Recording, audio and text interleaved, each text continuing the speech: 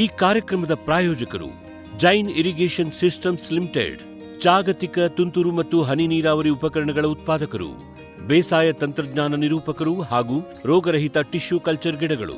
ವೀಕ್ಷಕರೇ ನಮಸ್ಕಾರ. ಇವತ್ತಿನ ಕೃಷಿ ಋಷಿ ಅಂಗಳದಲ್ಲಿ ಕಾರ್ಯಕ್ರಮಕ್ಕೆ ತಮಗೆ ಸ್ವಾಗತ. ವೀಕ್ಷಕರೇ, ಕಳೆದ 2 ದಿನಗಳಿಂದ ನಾವು ಭಾರತೀಯ ಸಾಂಬಾರು ಬೆಳೆಗಳ ಸಂಶೋಧನಾ ಸಂಸ್ಥೆ ಪ್ರಾದೇಶಿಕ ಕೇಂದ್ರ ಅಪ್ಪಂಗಳಕ್ಕೆ ಹೋಗಿದ್ವಿ. ಅಲ್ಲಿರುವ ವಿಜ್ಞಾನಿಗಳಾಗಿರುವ ಡಾಕ್ಟರ್ ಅಂಕೇಗೌಡ ಸರ್ನ ಮಾತಾಡಿಸ್ತಾ ಇದ್ವಿ. ಅವ್ರು ಹೇಳ್ತಾ ಇದ್ರು, ಇಲ್ಲೇ ನಮ್ಮ ಕೊಡಗು ಜಿಲ್ಲೆ ಅಂದರೆ ಸೋಮವಾರಪೇಟೆ ತಾಲೂಕಿನಲ್ಲಿ ಶ್ರೀ ಕಾಂತ್ರಾ ಸರ್ ಅಂತ ಇದ್ದಾರೆ. ಅವರು ಅದ್ಭುತವಾಗಿ ಒಂದು ಕಾಳು ಮೆಣಸಿನ ತೋಟ ಮಾಡಿದ್ದಾರೆ. ನೀವು ಅವ್ರದ್ದು ಒಂದು ಪ್ರೋಗ್ರಾಮ್ ಮಾಡಿದ್ರೆ ನಿಮಗೆ ಒಳ್ಳೆ ಮಾಹಿತಿ ಸಿಗತ್ತೆ ಅಂತ ಹೇಳ್ತಾ ಇದ್ರು. ಅವರ ಒಂದು ಸಂಪರ್ಕದ ಮೇರೆಗೆ ನಾವು ಇವತ್ತು ಇವರ ರೈತರಾಗಿರುವಂಥ ಶ್ರೀ KM ಕಾಂತರಾಜು ಸರ್ ಅವರ ತೋಟಕ್ಕೆ ಬಂದಿದ್ದೇವೆ. ಮೊದಲನೇದಾಗಿ ಇವ್ರನ್ನ ಸಂದರ್ಶನ ಮಾಡಿ ಈ ಕಾಳು ಮೆಣಸಿನ ಬೆಳೆ ಒಂದು ಚಾಲೆಂಜಿಂಗ್ ಬೆಳೆನ, ಈ ಬೆಳೆನ ಯಾವ ರೈತರೆಲ್ಲ ಮಾಡ್ಬೋದು, ಮಾಡೋದೇ ಆದರೆ ಇದರಲ್ಲಿ ಏನೆಲ್ಲ ಅಂದರೆ ಸಾಮಾನ್ಯ ನಿರ್ವಹಣೆ ಯಾವ ರೀತಿ ಮಾಡ್ಬೋದು, ಮತ್ತು ನೆರಳಿಗಾಗಿ ಇಲ್ಲಿ ನಾವು ಜಾಸ್ತಿ ನೋಡೋದಾದರೆ ಸಿಲ್ವರ್ ಮರಗಳನ್ನು ಇವರು ಜಾಸ್ತಿ ಹಾಕ್ಕೊಂಡಿದ್ರು. ಸಿಲ್ವರ್ ಮರಗಳನ್ನೇ ಹಾಕ್ಬೇಕಾ, ಈ ಮರಗಳನ್ನೇ ಹಾಕಿದ್ರೆ ಏನಕ್ಕೆ ಇವರು ಹಾಕಿದ್ದಾರೆ, ಇದರಲ್ಲಿ ನೆರಳಿನ ನಿರ್ವಹಣೆ ಹೇಗೆ, ಮತ್ತು ಇದರಲ್ಲಿ ನುರಿತ ಆಳುಗಳು ಏನಾದರೂ ಬೇಕಾ ಅನ್ನುವ ಎಲ್ಲ ಮಾಹಿತಿಗಳನ್ನು ಇವರಿಂದ ಕೇಳಿ ತಿಳಿದುಕೊಂಡು ಬರೋಣ ಬನ್ನಿ. ಸರ್ ನಮಸ್ಕಾರ. ನಮಸ್ಕಾರ ಸರ್, ನಮ್ಮ ಫಾರಂ ಟಿವಿಯ ಕೃಷಿ ಋಷಿ ಅಂಗಳದಲ್ಲಿ ಕಾರ್ಯಕ್ರಮಕ್ಕೆ ತಮಗೆ ಸ್ವಾಗತ ಸರ್.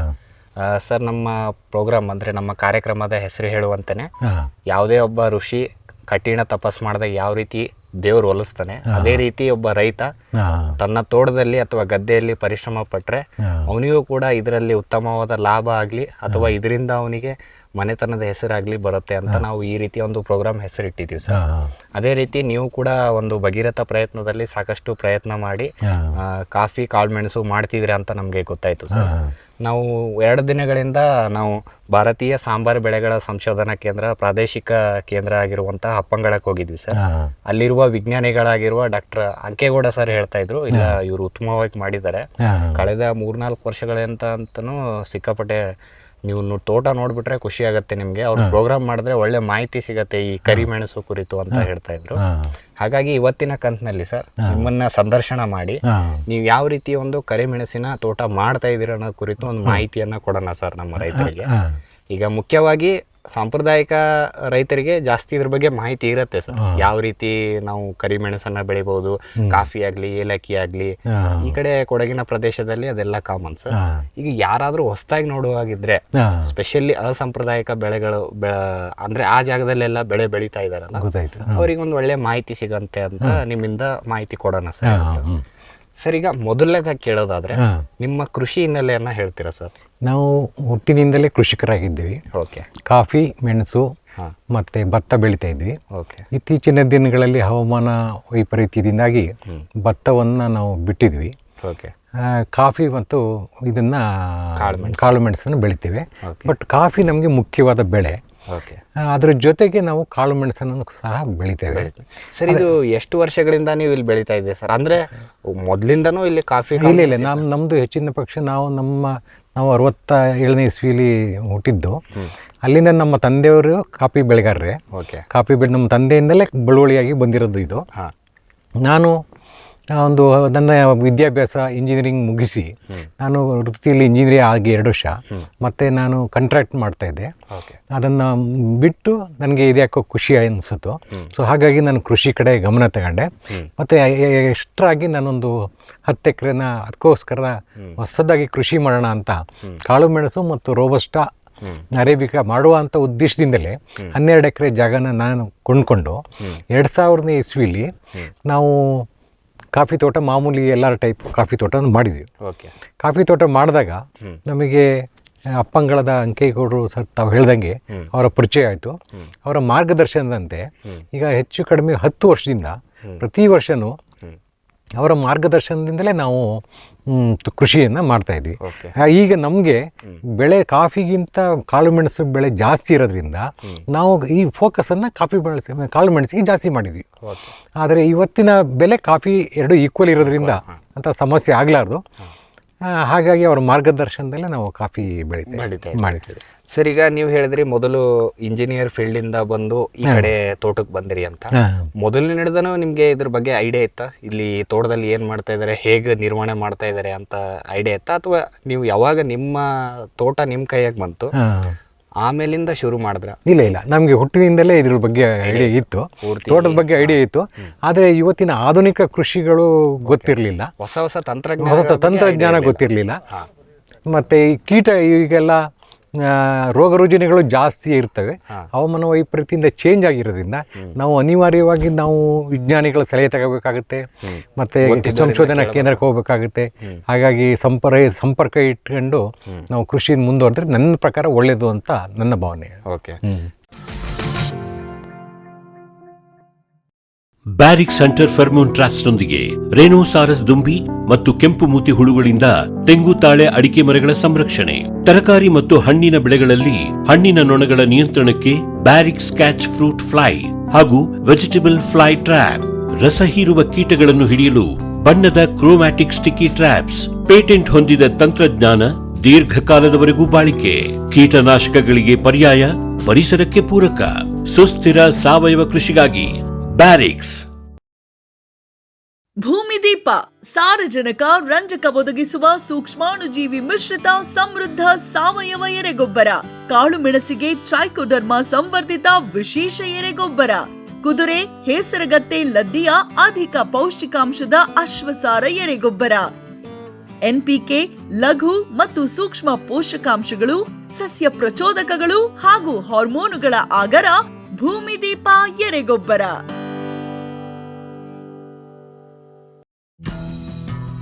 ಜೈನ್ಸ್ ಜಗತ್ತಿನ ಅತಿದೊಡ್ಡ ಅಂಗಾಂಶ ಕೃಷಿ ಪ್ರಯೋಗಾಲಯ ಹಾಗೂ ಟಿಸಿ ಗಿಡಗಳ ಉತ್ಪಾದಕರು.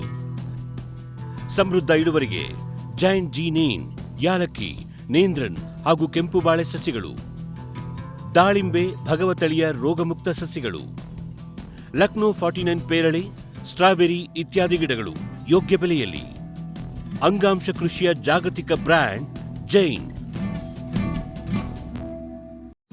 ಫ್ಯೂಚರ್ ಬಯೋಟೆಕ್ ಸಾವಯವ ಕೃಷಿಯ ವೇಗವರ್ಧಕ.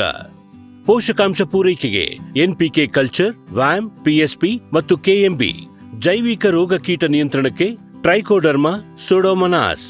ಸಾವಯವ ಗೊಬ್ಬರ ಉತ್ಪಾದನೆಗೆ ಕಾಂಪೋಸ್ಟ್ ಕಲ್ಚರ್.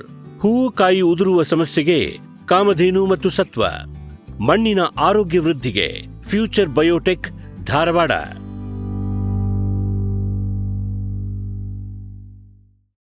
ವೆಟ್ ಗಿಡಮೂಲಿಕಾ ಉತ್ಪನ್ನಗಳು. ಬೋವಿಟೋನ್ ವೆಟ್ 33 ಗಿಡಮೂಲಿಕೆಗಳ ಜಾನುವಾರು ಆರೋಗ್ಯವರ್ಧಕ ಟಾನಿಕ್. ದೂದ್ ಪ್ಲಸ್ ಅಧಿಕ ಹಾಲು, ಡಿಗ್ರಿ ಮತ್ತು ಫ್ಯಾಟ್, ರಾಸು ಸುಲಭವಾಗಿ ಹಾಲಿಳಿಸುತ್ತದೆ. ಫಾಸ್ಟ್ ಪ್ಲಸ್ ಗರಿಷ್ಠ ರಂಜಕ, ಕ್ಯಾಲ್ಸಿಯಂ, ಜೀವಸತ್ವಗಳು, ಖನಿಜಗಳು, ಪ್ರೋಬಯೋಟಿಕ್ಸ್ ಇತ್ಯಾದಿ. ಹಸು, ಎತ್ತು, ಎಮ್ಮೆ, ಕೋಣ, ಹಂದಿ, ಕುರಿ, ಆಡು, ಕೋಳಿಗಳಿಗೆ ವೆಟ್ ಪೆಟ್ ಫಾರ್ಮುಲೇಷನ್ಸ್ ಉತ್ಪಾದನೆ. ಶ್ರಮಜೀವಿಯಿಂದ ಸರಬರಾಜು. ಜಾಣ ಹೈನುಗಾರನ ಜಾಣ್ಮೆಯ ಆಯ್ಕೆ ವೆಟ್ ಪೆಟ್ ಉತ್ಪನ್ನಗಳು. ಸಮೃದ್ಧ ಸಾವಯವ ಗೊಬ್ಬರ, ಎಂಎಸ್ಜಿಪಿ ಮತ್ತು ಕೆಸಿಡಿಸಿ ಉತ್ಪಾದನೆ. ಫಾರ್ಮ್ ಟಿವಿಯಿಂದ ಸರಬರಾಜು. ಅತಿ ಕಡಿಮೆ ಬೆಲೆಗೆ ಅತ್ಯುತ್ತಮ ಗೊಬ್ಬರ. ಇಲ್ಲ ಭಾರಲೋಹ, ಕೃಷಿ ವಿಶ್ವವಿದ್ಯಾಲಯದಿಂದ ಪರೀಕ್ಷಿತ. ಸಾವಯವ ಇಂಗಾಲ, ಎನ್ಪಿಕೆ, ಪಿಎಚ್, ಇಸಿ ಎಲ್ಲ ನಿಗದಿತ ಮಿತಿಯಲ್ಲಿ.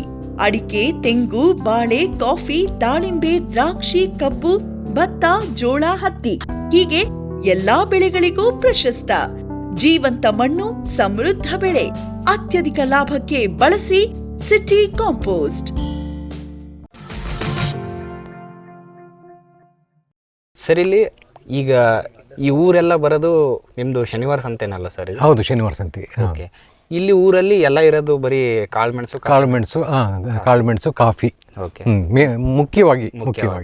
ಸರ್, ಇಲ್ಲಿ ಭತ್ತನೂ ಇದೆಯಾ? ಭತ್ತನೂ ಇದೆ, ಆದರೆ ಭತ್ತಕ್ಕೆ ಬೆಲೆ ಸಾಕಾಗೋದಿಲ್ಲ. ಕಾರ್ಮಿಕರ ವೇತನ ಹೆಚ್ಚಳದಿಂದ ನಾವು ಪ್ರಯತ್ನ ಮಾಡಿದ್ವಿ. ಒಂದೇ ಸಲ ನಿಲ್ಲಿಸಲಿಲ್ಲ ಭತ್ತನ, ಬೇಡ ಅಂತ ನಾವು ಸತತ ಪ್ರಯತ್ನ ಮಾಡಿ 10 ವರ್ಷ ಆದಮೇಲೆ ನಾವು ಪರ್ಯಾಯ ಬೆಳೆಗೆ ಹೋಗಿದ್ವಿ. ನಾವು ಯಾವುದೋ ತಕ್ಷಣ ಲಾಸು ಅಂತ ಯಾವುದನ್ನು ನಿಲ್ಲಿಸಿಲ್ಲ. ಆದರೆ ಪ್ರಯತ್ನ ಮಾಡಿದ್ವಿ. ಏನೂ ಪ್ರಯೋಜನ ಆಗೋದಿಲ್ಲ ಅಂದಾಗ ನಮಗೆ ಅಂತ ಉನ್ನತ ಮಟ್ಟದ ಸರ್ಕಾರದಿಂದಲೂ ಸಹಾಯ ಭತ್ತಕ್ಕೋಸ್ಕರ ಸಿಗಲಿಲ್ಲ. ಸೊ ಹಾಗಾಗಿ ನಾವು ಬೇರೆ ಪರ್ಯಾಯ ಬೆಳೆ ಬಗ್ಗೆ ಯೋಚನೆ ಮಾಡಿದ್ವಿ. ಸರ್, ಈಗ ಇತ್ತೀಚಿನ ದಿನಗಳಲ್ಲಿ ನಾವು ಆಳುಗಳ ಸಮಸ್ಯೆಗಳನ್ನ ಬಹಳ ನೋಡ್ತೀವಿ ಸರ್. ಇವಾಗ ಅದು ಅಲ್ಲದೆ ಕೂಲಿ ಆಳು ಜನ ಸಿಗೋದು ಕಡಿಮೆ, ಸಿಕ್ಕರು ಕೂಡ ನಾವು 400-500 ಪರ್ ಡೇ ಕೊಡಬೇಕಾಗತ್ತೆ. ಅಂತ ಸಂದರ್ಭದಲ್ಲಿ ಈ ರೀತಿಯ ಒಂದು ಕಾಳು ಮೆಣಸಿಗೆ ಆಳುಗಳು ಬೇಕಾಗತ್ತಾ? ಹೌದು ಅದು ನಿಜ.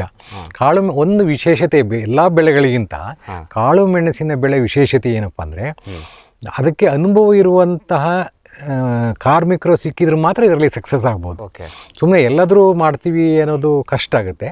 ಏನಕ್ಕೆ ಅಂದರೆ ಈಗ ಈ ಬೆಳೆ ಸ್ಪ್ರೇ ಮಾಡಬೇಕಾಗುತ್ತೆ.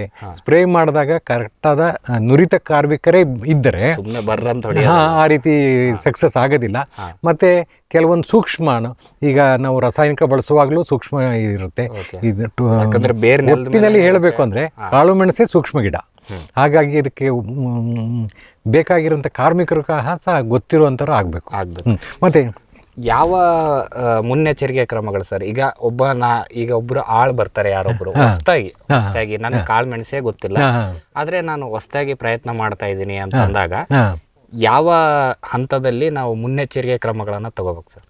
ಅಲ್ಲ ಇದು ನಾವು ನಾಟಿಯಿಂದ ಕಾಳು ಮೆಣಸು ನಾಟಿಯಿಂದಲೇ ಶುರು ಮಾಡುವಾಗಲೇ ನಾವು ಆ ರೀತಿ ತಗೋಬೇಕು, ಹೆಚ್ಚು ಮುನ್ನೆಚ್ಚರಿಕೆ ತಗೋಬಾರ್ದು. ಮತ್ತು ಇದನ್ನು ಹಾಕುವಾಗ ಗಿಡದ ದಿಕ್ಕನ್ನು ಸಮೇತ ನಾವು ನೋಡಬೇಕು. ಯಾಕೆಂದರೆ ಇದಕ್ಕೆ ಪಶ್ಚಿಮ ಬಿಸಿಲು ತಾಕದಾಗೆ ನಾವು ಗಿಡವನ್ನು ನೆಡೋದು ಸೂಕ್ತ. ಫಸ್ಟಿನಿಂದನೂ ನಾವು ಅದು ಕಟಾವು ಬರೋವರೆಗೂ ಬಹಳ ಅಬ್ಸರ್ವೇಷನ್ ಮಾಡ್ತಾ ಇರಬೇಕು. ಯಾಕೆಂದರೆ ಇದು ಹಾಕಿದ ತಕ್ಷಣ 6 ತಿಂಗಳು ಬೆಳೆ ಅಲ್ವಲ್ಲ, ಇದು ಹಾಕಿದ 2, 3, 4 ವರ್ಷದ ನಂತರ ಇದ್ರದ್ದು ಕ್ರಾಪ್ ಬರೋದಕ್ಕೆ ಸ್ಟಾರ್ಟ್ ಆಗುತ್ತೆ. ಅಲ್ಲಿವರೆಗೂ ತಾಳ್ಮೆ ತುಂಬ ಮುಖ್ಯ ಅಲ್ವಾ ಸರ್? ಈಗ ನಿಮ್ಮ ತೋಟದಲ್ಲಂತೂ ಈಗ ಮುಖ್ಯವಾಗಿ ನಾವು ನೋಡಿದಾಗೆ ಕರಿಮೆಣಸು ಇದೆ, ಆಮೇಲೆ ಕಾಫಿನೂ ಇದೆ. ಈ ಎರಡು ಬೆಳೆಗಳಿಗೆ ಹೋಲಿಸಿದ್ರೆ ಈಗ ಮೇಂಟೆನೆನ್ಸ್ ವೈಸ್ ಆಗಿರ್ಬೋದು, ಆರ್ಥಿಕತೆ ವೈಸ್ ಆಗಿರ್ಬೋದು, ನಿಮ್ಗೆ ಯಾವ್ದು ಬೆಸ್ಟ್ ಅನ್ಸುತ್ತೆ? ನಮಗೆ ಆ್ಯಕ್ಚುಲಿ ಇವತ್ತಿನ ಈ 2 ವರ್ಷದ ಹವಾಮಾನದಿಂದ ಕಾಳು ಮೆಣಸು ತುಂಬ ಕಷ್ಟ ಆಗುತ್ತೆ, ಖರ್ಚುಗಳು ಬರ್ತಾ ಇದೆ. ಬಟ್ ಕಾಫಿ ಅದಕ್ಕೆ ಕಂಪೇರ್ ಮಾಡಿದ್ರೆ ಕಾಫಿ ಪರವಾಗಿಲ್ಲ. ಆದರೆ ಹವಾಮಾನ ವೈಪರೀತ್ಯ ನಮಗೆ ಸಹಾಯ ಮಾಡಿದರೆ ಮೆಣಸು ಬೆಳೆ ಒಳ್ಳೆಯದು. ಅದೇ ಮಿಶ್ರ ಬೆಳೆ ಆದರೆ ತುಂಬ ಒಳ್ಳೆಯದು ಅಂತ ನನಗನ್ಸುತ್ತೆ. ಅಂದರೆ ಈಗ ಕಾಫಿ ಆದರೆ ಸ್ವಲ್ಪ ಹರಡಿ ಕ್ರಾಪ್, ಹೌದು. ಕಾಳು ಮೆಣಸು ಆದರೆ ಚಾಲೆಂಜಿಂಗ್ ಕ್ರಾಪ್ ಬರುತ್ತೆ, ಬಟ್ ಚಾಲೆಂಜಿಂಗ್ ಇರುತ್ತೆ. ಹೌದು, ಪ್ರತಿಯೊಂದು ಹಂತದಲ್ಲಿ ಚಾಲೆಂಜ್ ನಿಮಗೆ ಸದ್ಯಕ್ಕೆ ಇದಕ್ಕೆ coffee best. Okay sir. Sir, ಈಗ ಮೆಜಾರಿಟಿ ಈಗ ನಾವು ನಿಮ್ಮ ತೋಟದಲ್ಲಿ ನೋಡಿದ್ವಿ, ಸಿಲ್ವರ್ ಓಕ್ ಅಲ್ಲಿ ಕಾಳು ಮೆಣಸು ನೀವು ಹಾಕಿದಿರಾ ಒಂದು ಸಪೋರ್ಟ್ ಗಿಡ ಆಗಿ. ಈಗ ಸಿಲ್ವರ್ ಓಕೆ ಏನಕ್ಕೆ ಅಂತ ಸರ್? ಸಾಕಷ್ಟು ಹಾಲುವಾಣ ಗಿಡ ಇದಾವೆ. ಅಂದರೆ ಇದು ಮಾಮೂಲಿ ಈಗ ಕಾಫಿಗೆ ನೆರಳು ಬೇಕು, ನೆರಳಾಶ್ರಿತ ಕಾಫಿ ಬೆಳೆಯೋದೇ ಒಳ್ಳೆಯದು. ಈಗ ನಮಗೆ ನೆರಳು ಬೇಕಾದರೆ ನಮಗೆ ಈಸಿಯಾಗಿ ಬರೋದು ಸಿಲ್ವರ್ ಓಕು, ಇಲ್ಲ ಪಾನ್ವಾಳ ಅಂತ ಬರುತ್ತೆ. ನಾವು ಕಾಡು ಮರ ಬೆಳೆಸೋಕ್ಕೆ 20 ರಿಂದ 25 ವರ್ಷ ಬೇಕು. ಅಷ್ಟು ಇದು ಸಿಲ್ವರ್ ಭಾರಿ ಬೇಗ ಟೈಮ್. ಇದು ಫಲವತ್ತತೆ ಅಲ್ಲ ಸಿಲ್ವರ್ ಆ್ಯಕ್ಚುಲಿ. ಹಾಗಾಗಿ ನಾವು ಅನಿವಾರ್ಯವಾಗಿ ಈ ಪ್ಲೈನ್ ಲ್ಯಾಂಡಲ್ಲಿ ನಾವು ಕಾಫಿ ತೋಟ ಮಾಡಬೇಕು ಅಂದರೆ ಸಿಲ್ವರ್ ಓಕನ್ನ ಹಾಕಲೇಬೇಕಾಗುತ್ತೆ. ಈಗ ಕಾಫಿಗಾದ್ರೂ ನೆರಳಿಗೋಸ್ಕರ ನಾವು ಸಿಲ್ವರ್ ಓಕ್ ಹಾಕ್ತೀವಿ. ಈಗ ಕಾಳು ಮೆಣಸು ಬಂದ್ರೆ ಈಗ ಹ್ಯಾಸ್ ಅ ಸಪೋರ್ಟಿವ್ ಗಿಡ ಆಯ್ತು. ಹೌದು. ಈಗ ಹಾಲುವಾಣ ಬೆಸ್ಟ್ ಅಂತೀರಾ, ಸಿಲ್ವರ್ ಓಕ್ ಬೆಸ್ಟ್? ಯಾವುದು? ಸಿಲ್ವರ್ ಓಕ್ ಬೆಸ್ಟು, ಹಾಲುವಾಣ ಬೆಸ್ಟು. ಆದರೆ ಏನಾಗುತ್ತೆ ಅಂದರೆ ವಿಪರೀತ ಗಾಳಿ ಮಳೆ ಬಂದರೆ ಅದು ಪಾನ್ವಾಳ ಅಷ್ಟೊಂದು ಸಕ್ಸಸ್ ಆಗೋದಿಲ್ಲ. ನಾವು ಅದನ್ನು ಪ್ರಯತ್ನ ಮಾಡಿದ್ವಿ, ಬಟ್ ಸಕ್ಸಸ್ ರೇಟು ಪಾನ್ವಾಳಕ್ಕೆ ಕಡಿಮೆ ಆಗುತ್ತೆ. ಅಂದ್ರೆ ಸಿಲ್ವರ್ ಓಕ್ ಇಸ್ ಬೆಸ್ಟ್. ಹೌದೌದು, ಕ್ರಾಪ್ ಎಲ್ಲ ಇದಕ್ಕಿಂತ ಸಿಲ್ವರ್ ಓಕ್ ಬೆಸ್ಟ್ ಅಂತ ನನ್ನ ಭಾವನೆ. Okay sir. ಸರ್, ಈಗ ಕೆಲವೊಂದು ಇತ್ತೀಚೆಗೆ ಏನಾಗ್ತಿದೆ ಅಂದ್ರೆ ಈಗ ಸಿಲ್ವರ್ ಓಕು ಬೆಳಿತಿರೋರು ಅಥವಾ ಈ ಗೊತ್ತಿರ್ಲಾರ್ದವ್ರು ಏನ್ ಕೇಳ್ತಾರ ಅಂತಂದ್ರೆ, ಈಗ ಸಿಲ್ವರ್ದು ಎಲೆ ಬೀಳತ್ತಲ್ಲ, ಒಂದು ಕಾಫಿ ಮೇಲೆ ಬಿದ್ದಾಗ ಒಂದು ಚುಕ್ಕೆ ಆಗೋದು, ಡ್ಯಾಮೇಜ್ ಆಗೋದು ಆಗತ್ತೆ ಅದ್ರದ್ದು ಎಲೆ, ಅಥವಾ ಅದು ಕೊಳಿಯೋದಿಲ್ಲ, ಆ ರೀತಿ ಸಮಸ್ಯೆ ಇದೆ? ಇಲ್ಲ, ಇದೆ ಸಮಸ್ಯೆ ಇಲ್ಲ ಅಂತ ಅಲ್ಲ. ಈಗ ಬೇರೆ ಆದ್ರೆ ಅದರ ಫಲವತ್ತತೆ ಜಾಸ್ತಿ ಇರುತ್ತೆ, ಕಾಡು ಮರದ ಸೊಪ್ಪಿನ ಫಲವತ್ತತೆ ಜಾಸ್ತಿ ಇರುತ್ತೆ. ಆದರೆ ನಾವು ಪರ್ಸೆಂಟೇಜ್ ಆಫ್ ಇದನ್ನು ನೋಡಿದಾಗ ಸಿಲ್ವರ್ ಓಕು ಬೆಸ್ಟು ಅನ್ಸುತ್ತೆ. ನಾವು ಹೇಗಿರೋ ಚಿಗುರು ಇವೆಲ್ಲ ಕಾಫಿಗೆಲ್ಲ ಇದೆಲ್ಲ ಮಾಡ್ತಾ ಇದ್ದಾಗ ನಮಗೆ ಅದನ್ನ ಆಗಾಗ ತೆಗಿತಾ ಇರ್ತೀವಿ. ಹಾಗಾಗಿ ಬೇರೆದು ಕಂಪೇರ್ ಮಾಡಿದ್ರೆ ನಾವೆಲ್ಲ ಥರದ ಅಂದಾಜನ್ನ ಮಾಡಿದಾಗ ಇದು ಸೂಕ್ತ ಅಂತ ನಮ್ಮ ಅನಿಸಿಕೆ. Okay sir. ವಿಶ್ವದಾದ್ಯಂತ ಪೇಟೆಂಟ್ ಪಡೆದ ನ್ಯಾನೋ ತಂತ್ರಜ್ಞಾನದಲ್ಲಿ ತಯಾರಾದ ನೂವಾಲ್ಗಿ ದ್ರಾವಣ. ನೂವಾಲ್ಗಿ ಉಪಯೋಗಿಸಿದ ಮೇಲೆ ತುಂಬ ಇಳುವರಿನೂ ಬಂದಿದೆ. ಕಾಳು ಮೆಣಸಿಗಂತೂ ಭಾಳ ಚೆನ್ನಾಗಿ ಬರುತ್ತೆ, ರೇಷ್ಮೆ ಎಲೆನೂ ಚೆನ್ನಾಗಿ ಬರ್ತದೆ, ಗಿಡಗಳು ತುಂಬ ಚೆನ್ನಾಗಿ ಬೆಳವಣಿಗೆ ಆಯಿತು. ಯಾವುದೇ ರಾಸಾಯನಿಕ ಅಥವಾ ವಿಶೇಷ ಗೊಬ್ಬರಗಳ ಗೊಡವೆ ಇಲ್ಲದೆ ಎಲ್ಲ ಬೆಳೆಗಳಲ್ಲಿ ಉತ್ತಮ ಗುಣಮಟ್ಟದ ಅಧಿಕ ಫಸಲನ್ನು ಪಡೆಯಿರಿ. ಯಾವಾಗಲೂ ನನ್ನ ಇರೋವರೆಗೂ ನೂವಾಲ್ಗಿ ಅಂತೂ ಬಿಟ್ಟು ಬಾಳಲ್ಲ ಅಂತ ಒಂದು ಭರವಸೆ ಕೊಡ್ತೀನಿ. ವೆಟ್ ಗಿಡಮೂಲಿಕಾ ಉತ್ಪನ್ನಗಳು, ಮೇಷ ಟಾನಿಕ್, ಕುರಿ ಮತ್ತು ಆಡುಗಳ ಒತ್ತಡ, ರೋಗ, ಕ್ರಿಮಿ ನಿವಾರಕ, ಹೆಚ್ಚಿನ ಬೆಳವಣಿಗೆ. ಕುಕ್ಕುಟ ಟಾನಿಕ್, ಕಡಿಮೆ ಆಹಾರ, ಉತ್ತಮ ಆರೋಗ್ಯ, ಕೋಳಿಗಳ ಅಧಿಕ ಬೆಳವಣಿಗೆ. ಕೆಚ್ಚಲು ಕೇರ್, ಕೆಚ್ಚಲು ಬಾವು ಬರದಂತೆ ತಡೆಯಲು, ಬಂದರೆ ಬಾವು ನೋವು ಶಮನಕ್ಕೆ. ವೆಟ್ ಉತ್ಪಾದನೆ, ಶ್ರಮಜೀವಿಯಿಂದ ಸರಬರಾಜು. ಜಾಣ ಹೈನುಗಾರನ ಜಾಣ್ಮೆಯ ಆಯ್ಕೆ ವೆಟ್ ಉತ್ಪನ್ನಗಳು. ಜೈನ್ ಇರಿಗೇಷನ್ ಸಿಸ್ಟಮ್ಸ್ ಲಿಮಿಟೆಡ್ ಭಾರತದ ಹನಿ ನೀರಾವರಿ ತಂತ್ರಜ್ಞಾನದ ಪ್ರಥಮ ಪ್ರವರ್ತಕ. ಜಗತ್ತಿನ ಅತಿ ದೊಡ್ಡ ಸ್ಪ್ರಿಂಕ್ಲರ್ಸ್ ಉತ್ಪಾದಕ ಕಂಪನಿ. ಸಂರಕ್ಷಿತ ಕೃಷಿಯಲ್ಲಿ ಹಸಿರು ಮನೆಗಾಗಿ ಮಿಸ್ಟರ್, ಫಾಗರ್, ಫ್ಯಾನ್ ಮತ್ತು ಪ್ಯಾಡ್ ಹಾಗೂ ನೆರಳು ಮನೆ. ಸ್ವಯಂ ಚಾಲಿತ ನೀರಾವರಿ ವ್ಯವಸ್ಥೆ ಮತ್ತು ರಸಾವರಿ ತಂತ್ರಜ್ಞಾನ. ಕೃಷಿಯಲ್ಲಿ ನೀರಿನ ಸಮರ್ಪಕ ಬಳಕೆ ಹಾಗೂ ಉಳಿತಾಯಕ್ಕೆ ಮತ್ತೊಂದು ಹೆಸರು ಜೈನ್. ಗ್ರೀನ್ ಪ್ಲಾಸ್ಟ್, ಐಎಸ್ಐ ಪ್ರಮಾಣೀಕೃತ ಪರಿಶುದ್ಧ HDPE ಜಿಯೋ ಮೆಂಬ್ರೇನ್ ಪಾಂಡ್ ಲೈನರ್ಗಳು. ಕೃಷಿ ಹೊಂಡ, ಕೆರೆ, ಕಾಲುವೆ, ಮೀನುಕೊಳ, ಸ್ಪಿರುಲಿನಾ ಹೊಂಡಗಳಿಗೆ ಬೇಕಾದ ಆಕಾರ ಮತ್ತು ವಿಸ್ತೀರ್ಣಗಳಲ್ಲಿ ಸರ್ಕಾರದ ಸಬ್ಸಿಡಿ ಯೋಜನೆಯಡಿ ಲಭ್ಯ. 100% ಪುನರ್ಬಳಕೆ, ಯುವಿ ಮತ್ತು ಒಡಕು ನಿರೋಧಕ, ಪಕ್ಕಾ ಜೋಡಣೆ, 5 ವರ್ಷಗಳ ಲಿಖಿತ ವಾರಂಟಿ. ಗ್ರೀನ್ ಪ್ಲಾಸ್ಟ್.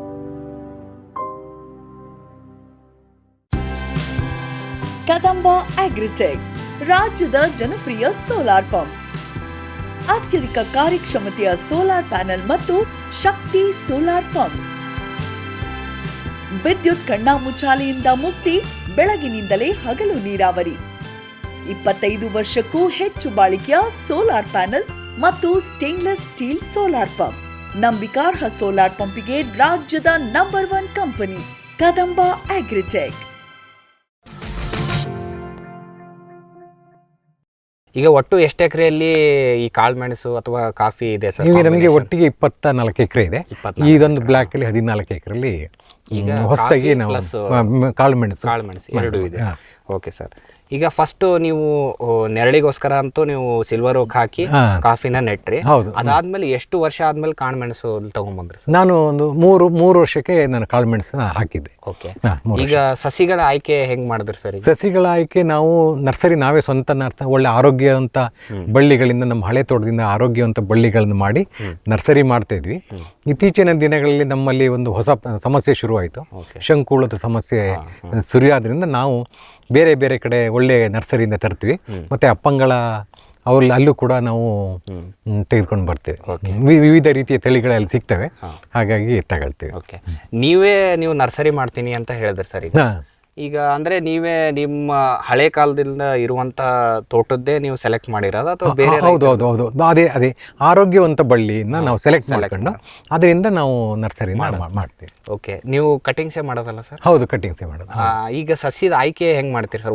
ಆರೋಗ್ಯ ನವೆಂಬರ್ ತಿಂಗಳಲ್ಲಿ ಈ ವರ್ಷ ಬಿಡಿ, ಈ ವರ್ಷ ಮಳೆ ತುಂಬಾ ಚೇಂಜ್ ಆಗಿದೆ. ಮೊದಲೆಲ್ಲ ಏನಾಗಿತ್ತು ಅಂದ್ರೆ ನವೆಂಬರ್ ತಿಂಗಳಲ್ಲಿ ಯಾವ ಮರದಲ್ಲಿ ಜಾಸ್ತಿ ಚಿಗುರು ಕಾಣುತ್ತೋ ನವೆಂಬರ್ ಅಥವಾ ಅಕ್ಟೋಬರ್ ತಿಂಗಳಲ್ಲಿ ಇದನ್ನ ಸೆಲೆಕ್ಟ್ ಮಾಡಿ ಪಾಯಿಂಟ್ ಮಾಡ್ಕೊಂಡಿರ್ತೀವಿ. ಸೊ ಅದನ್ನ ನಾವು ನರ್ಸರಿ ಮಾಡುವಾಗ ಅದರಿಂದ ನಾವು ಕಟ್ ಮಾಡಿ ಸೂಕ್ತ ತಳಿ ಆಯ್ಕೆ ಮಾಡ್ಬೋದು. ಈಗ ಒಂದು ನೀವು ಚಿಗುರು ಚೆನ್ನಾಗಿ ಬಂದಿರೋದು ಮಾರ್ಕ್ ಮಾಡ್ಕೊಂತೀರಾ. ಅದಾದ್ಮೇಲೆ ಸರ್ ಈಗ ಪ್ಲೇಜಿಯೋಟ್ರೋಪಿಕ್ ಅಂದ್ರೆ ಮೇಲ್ಗಡೆದು ಇದು ಮಾಡಿದ್ರೆ ಸ್ವಲ್ಪ ಬುಷಿ ಟೈಪ್ ಬರುತ್ತೆ, ಅದೆಲ್ಲ ಅಲ್ಲಿ ಕಂಡೀಷನ್ ಇರುತ್ತೆ. ನೀವು ಎಂತ ಭಾಗದ್ದು ಸೆಲೆಕ್ಟ್ ಮಾಡ್ಕೊಂತೀರಿ ಸರ್? ಇಲ್ಲ, ನಾವು ಆ ಪ್ರಯತ್ನ ಮಾಡಿಲ್ಲ. ನಾವು ಆಕ್ಚುಲಿ ಕೆಳಗಡೆ ನಾವು ಏನು ಹರಿದೋಗಿರ್ತೇವೆ ಅದನ್ನೇ ಮಾಡಿದ್ವಿ. ಕೆಳಗಡೆನೆ ಕಟಿಂಗ್ ಮಾಡಿ ಆ ಥರದೇ ಪ್ರಯತ್ನ. ಯಾವ ರೀತಿ ಕಟ್ ಮಾಡಿ? ಅದನ್ನ ನಾವು ಕಟ್ ಮಾಡುವಾಗ COC ಅರ್ಧ kg ಒಂದು ಇದಕ್ಕೆ ಬ್ಯಾರಲ್ಗೆ ಹಾಕೊಂಡು ಅದನ್ನ ನಾವು ಕಟ್ ಮಾಡ್ತೀವಲ್ಲ, ಅದನ್ನ ಅದ್ದಿ, ಏಕೆಂದ್ರೆ ಅಲ್ಲಿ ರೋಗ ಹರಡೋ ಸಾಧ್ಯತೆಗಳು ಜಾಸ್ತಿ ಇರೋದ್ರಿಂದ ನಾವು ಅದನ್ನು ಯೂಸ್ ಮಾಡಿ ನಾವು ನರ್ಸರಿಗೆ ಉಪಯೋಗಿಸ್ತೀವಿ. ಅದನ್ನ ನಾಟಿ ಮಾಡ್ತೀವಿ. ಅದು ಎಷ್ಟು ವರ್ಷಕ್ಕೆ ರೆಡಿ ಆಗುತ್ತೆ ಸರ್? ಅದು 6 ತಿಂಗಳಿಗೆ ಬಂದ್ಬಿಡುತ್ತೆ. 6 ತಿಂಗಳಿಗೆಲ್ಲ ಬಂದ್ಬಿಡುತ್ತೆ. ಜನವರಿ ಫೆಬ್ರವರಿಗೆಲ್ಲ ಸ್ಟಾರ್ಟ್ ಮಾಡಿದರೆ ನಾವು ಆಗಸ್ಟ್ ತಿಂಗಳಲ್ಲೆಲ್ಲ ಅದನ್ನು ನಾಟಿ ಮಾಡ್ಬೋದು. ಒಂದ್ಸಲ ನಿಮ್ಗೆ ಕಾಳುಮೆಣಸು ನೀವು ಅದು ಚುಚ್ಚಿರೋದ್ ಕಡ್ಡಿ ಚಿಗುರು ಬಂತಂದ್ರೆ ರೆಡಿ ಅಂತ. ಚಿಗುರಿಗಿಂತ ಬೇರು ಬರ್ಬೇಕು ಇಂಪಾರ್ಟೆಂಟ್. ಚಿಗುರು ಬಂದ್ಬಿಡುತ್ತೆ, ಬಟ್ ಬೇರು ನಮಗೆ ಗೊತ್ತಾಗುತ್ತಲ್ಲ, ಪಾಲಿಥೀನ್ ಚೀಲ್ಗಳಲ್ಲಿ ಬೇರು ಬಂದಾಗ ನಮಗೆ ಅದ್ರದ್ದು ಬೆಳವಣಿಗೆ ಗೊತ್ತ ಮುನ್ಸೂಚನೆ ಗೊತ್ತಾಗುತ್ತೆ. ಬರೀ ಚಿಗುರು ನೋಡಿ ಮಾಡೋಕ್ಕಾಗೋದಿಲ್ಲ, ಬೇರಿಂದಲೇ ಗೊತ್ತಾಗುತ್ತೆ. ಸರ್, ಈಗ ಸಿಲ್ವರ್ ಓಕ್ ಮರ ಏನ್ ಡಿಸ್ಟೆನ್ಸ್ ಅಲ್ಲಿ ನೀವು ನಾಟಿ? 30 ಅಡಿ 30 ಒಂದು ಸಿಲ್ವರ್ ಓಕಿಂದ ಇನ್ನೊಂದು ಸಿಲ್ವರ್ಗೆ ಸಿಲ್ವರ್ 30 ಅಡಿ ಹಾಂ. ಓಕೆ. ಇದು ಅಂದ್ರೆ ನೀವು ಕಾಫಿಗೋಸ್ಕರ ಮಾಡಿ ಹೌದೌದು, ಕಾಫಿಗೋಸ್ಕರನೇ ಮಾಡಿ. ಅದು ಸರಿಯಾಗಿ. ಈಗ ಒಟ್ಟು ಎಷ್ಟು ಗಿಡಗಳಿಗೆ ಎಷ್ಟು ಗಿಡ ಇದಾವೆ ಅದಕ್ಕೆ ಎಲ್ಲದಕ್ಕೂ ಕರಿಮೆಣಸು? ಹೌದೌದು, ಎಲ್ಲದಕ್ಕೂ ಹಾಕಿರ್ತೀವಿ. ಎಷ್ಟು ಹಂಗಿದೆ? ಒಂದು ಬೀಳಿಗೆ ಪ್ರತಿಯೊಂದು ಬೀಳಿಗೂ ಒಂದು ಮರಕ್ಕೆ 2 ಬೀಳು ಹಾಕಿರ್ತೀವಿ. ಅದು ಕೆಲವು ಕಡೆ 2 ಸಕ್ಸಸ್ ಆಗುತ್ತೆ, ಕೆಲವು ಕಡೆ ಹೋಗ್ತವೆ. ಅಂದ್ರೆ ಒಟ್ಟು ಎಷ್ಟು ಬಳ್ಳಿ ಇರ್ಬೋದು ಸರ್ ನಿಮ್ಮ? ನಮ್ಮಲ್ಲಿ ಒಂದು 4000 ಬಳ್ಳಿ ಇದೆ. ಓಕೆ. ಅಂದ್ರೆ 4000 ಸಿಲ್ವರ್ ಓಕು ಸ್ವಲ್ಪ ಹೊತ್ತು ಮಿಕ್ಸ್ ಇದಾವೆ. ಹೌದೌದು, ಅದು ಒಟ್ಟಿನಲ್ಲಿ 4000 ಬಳ್ಳಿ ಇದೆ. Okay sir. ಈಗ ಇಲ್ಲಿ ಸರ್, ಈಗ ನೀವು ಕಾಳುಮೆಣಸು ತೋಟಕ್ಕೆ ತಂದ್ಮೇಲೆ ಇಲ್ಲಿ ಯಾವ ರೀತಿ ಅಲ್ಲಿ ಸಸಿ ನೆಡೋದಕ್ಕೆ ರೆಡಿ ಮಾಡ್ತೀರಾ? ಅಲ್ಲಿ ಭೂಮಿ ಸಿಗುತ್ತೆ? ಅಲ್ಲಿ ನಾವು ಮಾಮೂಲಿ ಪೂರ್ವಾಭಿಮುಖವಾಗಿ ನಾವು ನೆಟ್ಟು ಈ ಮರದ ಒಂದು ಅರ್ಧ ಅಡಿ ಅಲ್ಲ, ಒಂದು 10 ಇಂಚು 10 ಇಂಚು ಅಲ್ಲ, ಒಂದು 10 ಇಂಚು ಅಂತ ಇಟ್ಟರೆ 10 ಇಂಚಿನ ಅಂತರದಲ್ಲಿ ನಾವು ನಾಟಿ ಮಾಡಿ ಆ ಕೆಳಗಡೆ ಕಾಡು ಮಣ್ಣನ್ನು ಹಾಕ್ತೀವಿ. ಓಕೆ. ಕಾಡು ಮಣ್ಣು ಹಾಕಿ ನಾವು ನಾಟಿ ಮಾಡಿ ಒಂದೆರಡು ಗೂಟ ಹಾಕಿ ಅದಕ್ಕೆ ಮಲ್ಚಿಂಗ್ ಅಂತ ಹೇಳ್ತೇವೆ. ಇದು ತರಗು, ಒಣಗಿದ ತರಗುಗಳನ್ನ ಹಾಕ್ತೀವಿ. ಅಂದರೆ ಸ್ವಲ್ಪ ಎತ್ತರದಲ್ಲೇ ನಾಟಿ ಮಾಡಿ? ಹೌದೌದು, ಸ್ವಲ್ಪ ತುಂಬ ಅಲ್ಲ, ಒಂದು 2 ಇಂಚು 3 ಇಂಚು ಎತ್ತರದಲ್ಲಿ ಹಾಕಿ. 10 ಇಂಚು ದೂರ 2 ಇಂಚು ಎತ್ತರದಲ್ಲಿ ನಾಟಿ ಮಾಡ್ತೀವಿ. ಹೌದು. ಅದು ನಾಟಿ ಮಾಡೋ ಟೈಮಲ್ಲಿ ಅದಕ್ಕೆಲ್ಲ ಗೊಬ್ಬರ ನೀವು ಮಾಮೂಲಿ? ಹೌದೌದು, ನಮ್ದು ಆಲ್ರೆಡಿ ಹಳೆ ತೋಟ ಆಗಿರೋದ್ರಿಂದ ಕಾಡು ಮಣ್ಣಿನ ಅವಶ್ಯಕತೆ ಇರೋದಿಲ್ಲ. ಯಾಕಂದ್ರೆ ನಮ್ಮದೇ ಫಲವತ್ತತೆ ಆಗಿರುತ್ತೆ. ನಾವು ಅದಕ್ಕೆ ಪ್ರತಿ ಸಲ ಬಡ್ಡೆಗೆ ಮಲ್ಚಿಂಗ್ ಮಾಡಿರ್ತೀವಿ, ಕಾಡು ಇದು ದನಿನ ಗೊಬ್ಬರ ಎಲ್ಲ ಹಾಕಿರ್ತೀವಿ. ಹಾಗಾಗಿ ಅಂತ ಒಂದು ಅವಶ್ಯಕತೆ ಇರೋದಿಲ್ಲ. ಹಾಗಾಗಿ ನೀವು ಜಸ್ಟ್ ಕಾಡು ಮಣ್ಣು ಹಾಕಿ ಅದ್ರ ಮೇಲೆ ನಾಟಿ ಮಾಡಿಬಿಡ್ತೀರಿ, ಅಲ್ಲಿಂದ ಶುರು ಆಗುತ್ತೆ. ಹೌದು. Okay sir. ಸರಿ, ಮುಖ್ಯವಾಗಿ ಯಾವುದೇ ಒಂದು ಕರಿಮೆಣಸು ಅಂತ ತೊಗೊಂಡಾಗ ನಮಗೆ ಇಳುವರಿ ಬರಬೇಕು, ಅದರ ತಕ್ಕಂಗೆ ನಾವು ತಳಿಗಳನ್ನ ಆಯ್ಕೆ ಬೇಡ. ಹೌದು. ನಿಮ್ದು ಯಾವ್ದು ತಳಿ ಜಾಸ್ತಿ? ನಮ್ದು ಪ್ರಥಮವಾಗಿ ನಾವು ಹಾಕಿದ್ದು P1 ಅಂತ, ಪಣಿಯೂರು 1 ಅಂತಲೇ ಮೊದಲು ಹಾಕಿದ್ದು. ಮತ್ತು ಇತ್ತೀಚಿನ ಬೆಳವಣಿಗೆಯಲ್ಲಿ ನಾವು ಪಂಗಳಕ್ಕೆಲ್ಲ ನಾವು ಭೇಟಿ ಕೊಟ್ಟಾಗ ಬೇರೆ ಬೇರೆ ತಳಿಯಲ್ಲಿ ಮಾಡೋದ್ರಿಂದ ನಾವು ಅದನ್ನು ಮಾಡಿದರೆ ಒಳ್ಳೇದು ಅಂತ ನಮಗೆ ಅನಿಸ್ತಾ ಇದೆ. ಸೊ ಹಾಗಾಗಿ ಅದನ್ನು ಎಲ್ಲ ತೇವಮ್ಮು, ಕರಿಮುಂಡ, ಮತ್ತೆ ಶ್ರೀಕಾರ, ಶುಭಕರ ಅಂತ ಸುಗಂಧಿನಿ, ಇದನ್ನೆಲ್ಲ ವಿಜಯ, ಇದನ್ನೆಲ್ಲ ನಾವು ಅಳವಡಿಸ್ಕೊಂಡಿದ್ದೀವಿ. ಈಗ ನಿಮ್ಮ ತೋಟದಲ್ಲಿ ಈಗ ಇಷ್ಟೆಲ್ಲ ತಳಿಗಳು ಹಾಕಿದಿರಲ್ಲ, ಇದರಲ್ಲಿ ಯಾವ್ದು ಬೆಸ್ಟ್ ಅನ್ನಿಸ್ತು? ನನಗೆ P1 ಒಳ್ಳೇದು ಅನ್ಸುತ್ತೆ. ಒಳ್ಳೇದು, ಲಾಭದಾಯಕ, ಮತ್ತೆ ಸ್ವಲ್ಪ ಕಷ್ಟ, ಅದು ಎರಡೂ ಇರುತ್ತಲ್ಲ, ಆದಾಯದಲ್ಲಿ ಅಪಾಯ ಜಾಸ್ತಿ ಅನ್ನೋ ಹಾಗೆ P1 ನನಗೆ ಒಳ್ಳೇದು ಅಂತ ನನ್ನ ಅನಿಸಿಕೆ. ನನ್ನ ಇತ್ತೀಚಿನ ಈ 20 ವರ್ಷಗಳ ಇದ್ರ ಪ್ರಕಾರ P1 ಬೆಸ್ಟ್. ಓಕೆ. ಸ್ವಲ್ಪ ನಿಮಗೆ ಯಾವ್ದು ಅನ್ಸುತ್ತೆ ಸರ್? ಈಗ ರೋಗ ಸ್ವಲ್ಪ ಇದು ತಡೆದುಕೊಳ್ಳುತ್ತೆ, ಇಳುವರಿ ಕಡಿಮೆ ಬಂದರೂ ಸಹ ಎಂತ ಸ್ವಲ್ಪ ಕಷ್ಟ ವಾತಾವರಣದಲ್ಲಿ ವೇರಿಯೇಷನ್ ಆದ್ರೂ ಹಾಗೆ ಕರಿಮುಂಡ ಪರವಾಗಿಲ್ಲ, ಬಟ್ ಇಳುವರಿ ಇದಕ್ಕೆ ಕಂಪೇರ್ ಮಾಡಿದ್ರೆ ಅದು ತುಂಬ ಕಡಿಮೆ ಅನ್ಸುತ್ತೆ. ಓಕೆ. ಅಂದ್ರೆ ಈಗ ಲೀಟರ್ ವೇಟ್ ಅಂತ ಹೇಳ್ತಾರಲ್ಲ, ಈಗ ಅದ್ರದ್ದು ಹೋಲಿಕೆ ಮಾಡಿದ್ರೆ ನಿಮ್ಗೆ ಯಾವ್ದು ಗುಣಮಟ್ಟ ಯಾವ್ದು ಬೆಸ್ಟ್ ಅನ್ಸುತ್ತೆ? P1 ಎಲ್ಲದಕ್ಕೂ ಮಾಡಿದ್ರೆ P1 ಎಲ್ಲಾ ರೀತಿಯಲ್ಲೂ P1 ಕಷ್ಟ, ಸ್ವಲ್ಪ ನಾವು ಎಫರ್ಟ್ ಹಾಕ್ಬೇಕಾಗುತ್ತೆ. ಸ್ವಲ್ಪ ರೆಸಿಸ್ಟೆನ್ಸ್ ಪವರ್ ಕಡಿಮೆ ಅಂತ ನಮಗೆ ಗೊತ್ತಿಲ್ಲ, ಕೆಲವರು ಹೇಳೋದ್ರಿಂದ ನಮಗೆ P1 ಅಂತ ಒಳ್ಳೇದು ಅನ್ಸುತ್ತೆ. ಓಕೆ. ನಿಮ್ದು ಎಲ್ಲ ಬರ್ತಾ ಇದೆ ಸರ್ ಲೀಟರ್ ವೇಟ್? ಇಲ್ಲಿ 550 ಬರುತ್ತೆ. 550 ಬರುತ್ತೆ ಸರ್. ವೀಕ್ಷಕರೇ, ಇಷ್ಟೊತ್ತು ನಮಗೆ ಶ್ರೀ ಕಾಂತರಾಜ್ ಸರ್ ಅವರು ಹೇಳ್ತಾ ಇದ್ರು, ಈ ಕಾಳು ಮೆಣಸು ಬೆಳೆ ಏನಿದೆ ಇದು ಸ್ವಲ್ಪ ಚಾಲೆಂಜಿಂಗ್ ಬೆಳೆನೇ ಅಂತ ಹೇಳ್ಬೋದು. ಅದಲ್ಲದೆ ಸ್ವಲ್ಪ ಇದಕ್ಕೆ ರೋಗ ಕೀಟಗಳ ಸಮಸ್ಯೆ, ಗೊಬ್ಬರದ ನಿರ್ವಹಣೆ ಸರಿಯಾಗಿ ಮಾಡಬೇಕು, ಮತ್ತು ಇದಕ್ಕೆ ನುರಿತ ಆಳುಗಳೇ ಬೇಕು, ಮತ್ತು ಇದಕ್ಕಾಗಿ ನೆರಳು ನಿರ್ವಹಣೆ ಹೇಗೆ ಮಾಡಬೇಕು ಅನ್ನೋದ್ರ ಕುರಿತು ಸಾಕಷ್ಟು ಮಾಹಿತಿಯನ್ನು ನಮ್ಮೊಂದಿಗೆ ಹಂಚಿಕೊಂಡ್ರು. ಹಾಗಾಗಿ ಇಷ್ಟೊತ್ತು ಮಾಹಿತಿ ಕೊಟ್ಟಿದ್ದಕ್ಕೆ ಅವರಿಗೆ ಧನ್ಯವಾದಗಳನ್ನು ತಿಳಿಸುತ್ತಾ ಇವತ್ತಿನ ಒಂದು ಕಾರ್ಯಕ್ರಮವನ್ನು ಇಲ್ಲಿಗೆ ಮುಗಿಸ್ತಾ ಇದ್ದೀವಿ. ನಮಸ್ಕಾರಗಳು.